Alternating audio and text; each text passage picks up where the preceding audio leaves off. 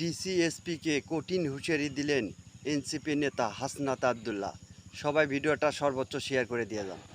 ডিসিএসপিদের বলছি, আপনারা যে ভালো ব্যবহার করছেন আমরা জানি, আপনারা চিপায় পরে আমাদের সাথে ভালো ব্যবহার করছেন।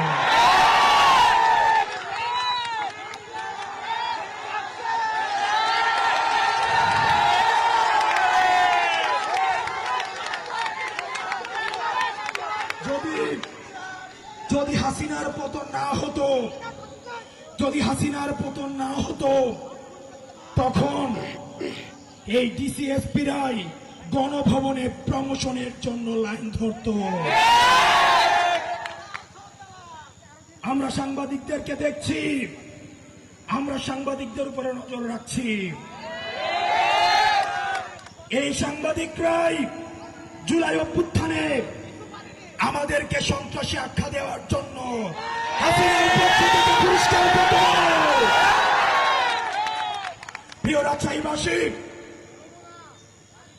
বাংলার আকাশে দুর্যোগের ঘনঘটা দেখা দিচ্ছে, আপনাদেরকে সতর্ক থাকতে হবে।